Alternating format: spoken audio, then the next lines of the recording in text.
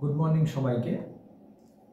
আজকের ক্লাসে আমি তোমাদের গাইডেড মিডিয়া যেটা পড়াচ্ছিলাম সেটাই পড়াবো এবং গাইডেড মিডিয়ার ভাগগুলো করাবো। দেখো, গাইডেড মিডিয়ার মধ্যে মানে তার মাধ্যমগুলোর মধ্যে প্রথমেই আছে টুইস্টেড পেয়ার কেবল। তো আজকের ক্লাসে আমি টুইস্টেড পেয়ার কেবলটা একটু পড়িয়ে দিই। তো টুইস্টেড পেয়ার কেবলটা হচ্ছে, দেখো দুটো ভাগ আছে, একটা আনশিল্ডেড টুইস্টেড পেয়ার আর একটা হচ্ছে শিল্ডেড টুইস্টেড পেয়ার। তো টুইস্টেড কথাটার মানে হচ্ছে পেঁচানো, ঠিক আছে? পেঁচানো তারকে টুইস্টেড পেয়ার কেবল বলা হয়।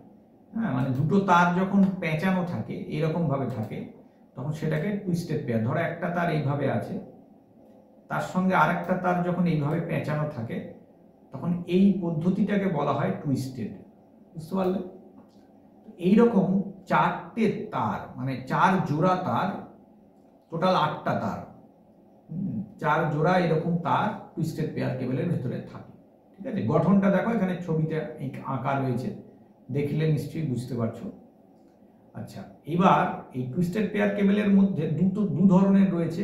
এখানে দেখো ভাগটা, শ্রেণী বিভাগটা দেখে নাও। দেখো, আনশিল্ডেড টুইস্টেড পেয়ার রয়েছে আর একটা হচ্ছে শিল্ডেড টুইস্টেড পেয়ার। নামটা শুনেই বুঝতে পারছো, আনশিল্ডেড মানে যেটার কোনো শিল্ড নেই, মানে যার কোনো কভার নেই, আর যেটার শিল্ড আছে সেটাকে বলছে টুইস্টেড পেয়ার, মানে শিল্ডেড। এবার এই ছবিটা থেকে তোমরা পুরোটা হয়তো বুঝতে পারবে না, কেন আমি বলে দিচ্ছি। কারণ আনশিল্ডেড টুইস্টেড পেয়ারে যেটা, সেটাতে দেখো যে ছবিটা এখানে দেখতে পাচ্ছ, এই ছবিটাতে একটা কাভারের মধ্যে চার জোড়া তারকে রাখা আছে।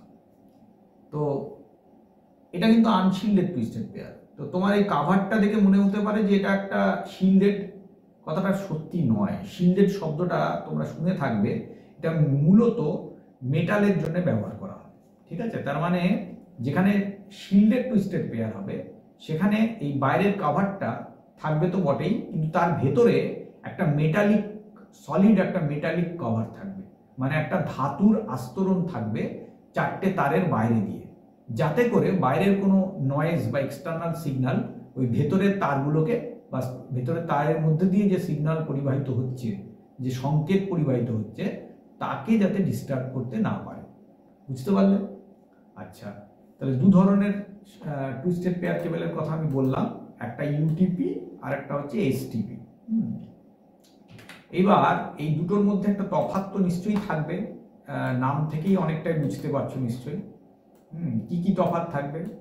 উত্তর হচ্ছে যে একটা তফাৎ হলো যে টুইস্টেড, যেটা ইউটিপি মানে আনশিল্ডেড টুইস্টেড পেয়ার, সেটা তো বুঝতেই পারছো যে একটু কমা প্রকৃতির আর কি। তার মানে একটা দাম কম হবে। ঠিক আছে, তারপর ধরো যেটা শিল্ডেড টুইস্টেড পেয়ার, যার ভেতরে একটা শিল্ড দিয়ে যার আস্তরণ করা আছে, সেটার দাম বেশি হবে, স্বাভাবিক ব্যাপার। আচ্ছা, গতিবেগও কিন্তু তাই, মানে আনশিল্ডেড টুইস্টেড পেয়ারে কিন্তু গতিবেগ কম হয়। কেন গতিবেগ কম হয়? তার কারণ সেটাতে বেশি বাধা পায়। মানে ওই একটা প্লাস্টিকের কাভার থাকে, সে কাভার ভেদ করে বাধা ঢুকে যায়, নয়েজ ঢুকে যায়, এক্সটার্নাল নয়েজ, সেজন্য তার গতিবেগ কম হয়। শিল্ডেড টুইস্টেড পেয়ারে কিন্তু গতিবেগ বেশি হয় স্বাভাবিকভাবেই। ঠিক আছে, এগুলো হচ্ছে পার্থক্য। মোটামুটি 200 MBPS পর্যন্ত স্পিডে এই কেবলগুলো কাজ করে।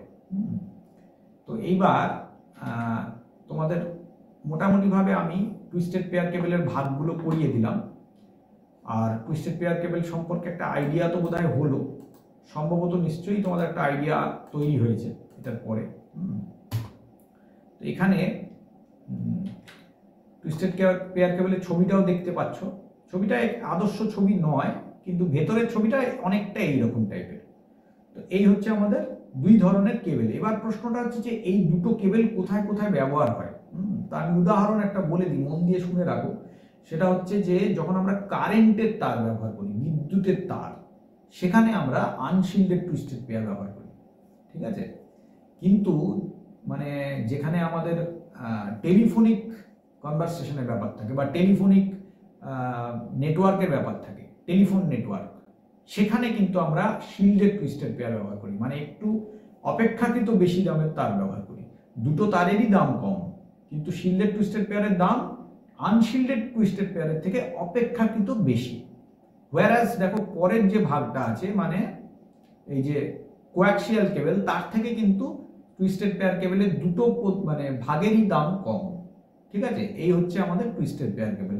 আমি পরবর্তী ভিডিওতে তোমাদের কোয়াক্সিয়াল কেবলটা পড়াবো। আজকের ক্লাসে এইটুকুই রাখছি, আবার পরের ক্লাসে দেখা হচ্ছে। থ্যাংক ইউ সকলকে, ক্লাস করো, নিশ্চয়ই ভালো লাগবে।